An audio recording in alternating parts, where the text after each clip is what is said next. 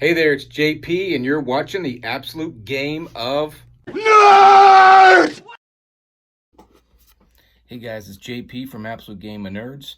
I made a quick little video to show you some hunting I did at a flea market and an LCS. So check it out.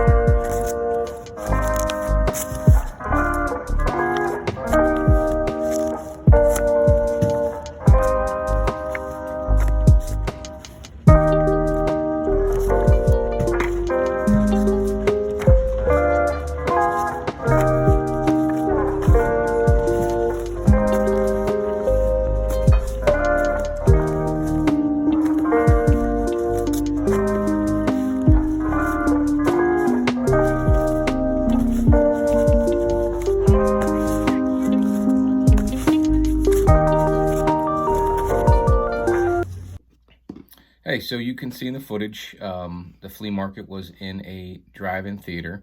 This is every weekend as long as it's good weather throughout the summer. This weekend was particularly huge, a lot more people than I remember from last year. I did go one time last year, and that's because a person posted on Facebook that they were selling comics at the flea market, had some great pictures of, ASM 129 and things like that. So back then I thought I would find those books at a flea market. I was pretty positive I would find them for, cheap at a flea market. But turned out this guy was a dealer that was, selling these books for reasonable price. It wasn't he wasn't killing anyone on price, but he wasn't giving anything away. So he posted again for this Memorial Day weekend that he would be there with some comics. So I showed up, and last year he was really the only person there with comics. This year there was a bunch more people with comics. So I did spend a lot more time at the show, at that flea market, and I found a good stack of books, which I'll show you now. The first one, it's not a comic, it's a comic book price guide. This is a nice Alex Schomburg cover. Human Torch, Captain America, and Submariner fighting the Nazis. This is from 1981. This is the 10th anniversary book. Just a cool one to have. Go back and reference how much these comics were back then that we're paying a lot more for now. So that's just a nice, cool one to have to go along with this 4th edition I have. I got it almost a year ago. I bought that at a antique store. So that's just a cool book. That's the 4th edition. This one's the 10th edition, 10th anniversary. So, all right, next one I got was X Factor. This is X Factor 52, but it's on newsstand, and it's a Liefeld cover. One of my favorites back in the day, as he was the creator of Deadpool. He did his better artwork back then, in my opinion. So, cool book to pick up for $1. This is Deathlock.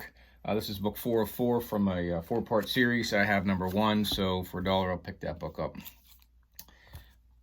Deadpool. This is number 4 from the Circle Chase newsstand. I have number 1, and for $1, I'll take that one too. This next one is Spectacular Spider-Man number 1. I like to grab number 1 issues of any Spider-Man book I can find that's reasonably priced. Venom on the cover. This one is a newsstand as well. So not sure if there's a whole lot of value there, but any number 1 for Spider-Man I'll grab. Next one, with all the Blue Beetle hoopla coming around, I wanted to grab this book. This is the Secret Origins book. This is Blue Beetle. Talks about the 2 different types of blue beetles, or that recently that's what it's about. It is a newsstand, pretty good shape. It's number 2. I'm sure number 1's probably more valuable, but figured for $1 I'll grab it. Next book was What If the Punisher's Family Hadn't Been Killed. Haven't read this one yet. Newsstand. My second or third favorite character, the Punisher, and pretty cool concept. If his family had never been killed, would he have still been the Punisher? All right, so the next group of books are all Spectacular Spider-Man books, and there's a reason for that.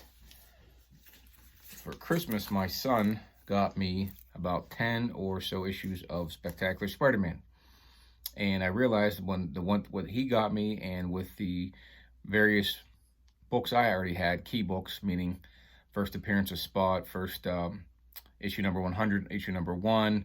I had probably 30 of the first 100. So my goal is to get the first 100.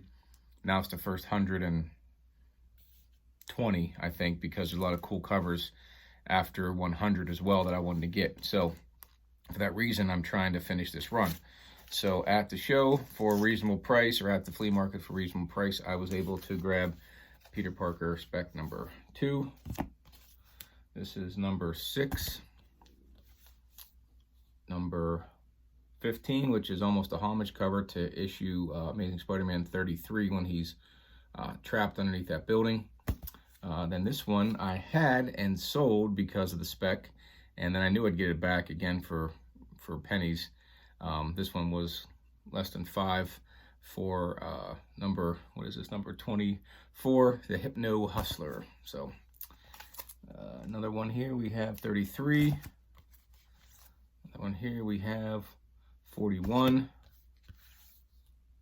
46, and 47.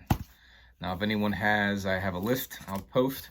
If anyone has some spec Spider-Mans you want to get rid of for a reasonable price, hit me up on Instagram, because I am trying to finish this run, and I'm thinking about maybe 20 away, something like that. But the other 2 that I got at the show are some pretty cool Spider-Man books. Now, this is part of the reasons why I want to get the first 120, 130 of the Spectacular Spider-Man runs, is because of some of these black suit covers. And this is a lizard appearance. It's a newsstand. Really cool use of negative space, similar to Spectacular Spider-Man number 101 from John Byrne.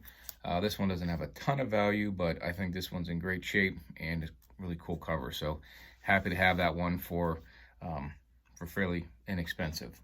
This last one is definitely one that I've wanted for a while. That dealer that was at the show is the reason I went. I had this one. He had it for about 30 bucks. I was able to get him down a little bit on this book. Looks great in the Mylar, but this is a classic cover. Use of that Mike Zeck, another one who did great work with Spider-Man. So you had Zeck, you had Milgram, you had Byrne in that time frame. So this is just a great cover. Happy to have this one. Goes well with the rest of my black suit Spider-Man. Okay, well, that's some of the books I picked up at the flea market. I think I did pretty well. I think I might have spent about $80 total. Definitely got the 2 books that I'm most happy with, Web of Spider-Man and Spec Spider-Man. Cool covers. Happy to almost finish up that Spider-Man or Spec Spider-Man run. So all in all, I think it was a good time at the flea market.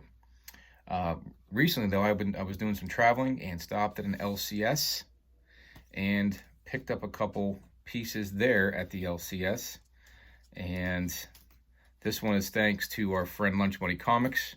He found these comics. He says he finds them all the time.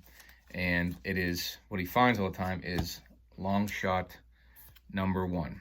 Now, back when I started collecting, I had liked Spider-Man, and my next door neighbor, or actually neighbor of my grandmother's, picked this up at the 7-Eleven. And this is the first time I knew what a first appearance was, because he told me this is going to be this is going to be a big deal. This is his first appearance. This is his first series. You should pick this one up. And I never found it again on the newsstand and never had a chance to own it. And when I got back into collecting, it was one I thought I would find out in the wild, and still have yet to find it out in the wild. So Lunch Money had it, and he gave it away on his 5,000 giveaway or subscriber giveaway. And he and I were talking, and I said, I got to get it. There's some new spec coming out from Longshot with Mojo, and I figured I might as well get it. So I went on to eBay and bought it. This had an interesting story with how this was shipped to me. It was one of the worst shipping books ever shipped to me. Pretty disappointed in that. So that kind of all that hoopla to get this Longshot #1 I never had, and it basically came all beaten up in a box. But as I was out shopping at the LCS, I found a bunch more Longshots. I found number 3. I got number 4, number 5, and number 6. So almost the entire run of the mini-series of Longshot. So I'm quite happy with that. Hoping to find number 2 so I can finish this run. But all these for about $1. Can't beat that. So do some reading there with those Longshot books. A couple other pickup I got. Marvel. Cool little racy cover there. Omega Man number, what is this, number 5. This is the second appearance of Lobo. I'll take that for $1. And the Man of Steel #1. This was the John Byrne run, from my understanding. Well known for the writing on this book. But the major book I found in the new pickups for this LCS, and I don't know if this was labeled incorrectly, but I got this for about $5.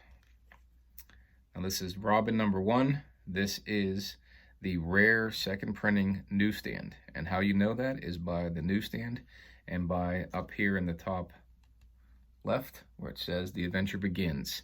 Now inside the book, on the inside first page, you'll see it says second printing in there. It's not noted up here. It's noted inside on the first page. And again, this is a very rare book, worth about $100, and not sure if it was mislabeled, but for the price, this is one I thought for sure I would find in the wild, and essentially I did. But happy to pick it up because it's not one you see every day. So again, thanks for watching. Please make sure you like and subscribe. Leave a comment. Love to hear from you. See what your thoughts are on my pickups. And hope to see you on the next YouTube video. Peace.